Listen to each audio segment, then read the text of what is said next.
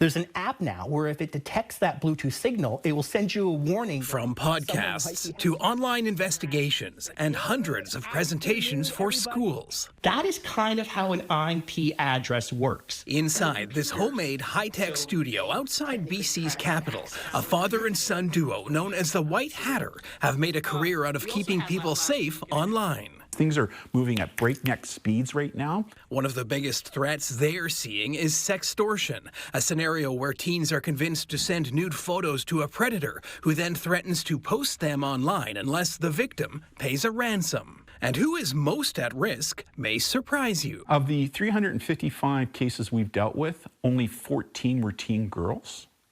14. The rest were all teen boys.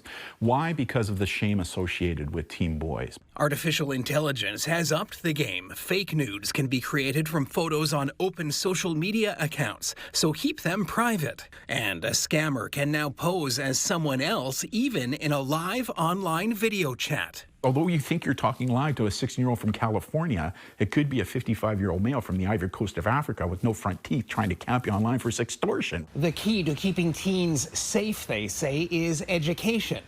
Parents making an effort to establish an open line of communication about what's happening online, and if your child is victimized, reacting the right way. Their anxiety is spiking. They're in what we call red alert status, and they are just in a terrible mental health emergency sometimes. The worst case scenario they've encountered, a young person feeling there's no way out and taking their own life. The wrong approach by a parent trying to help is lashing out. Give your son a big hug and let them know, say to him, I love you and I'm going to help you.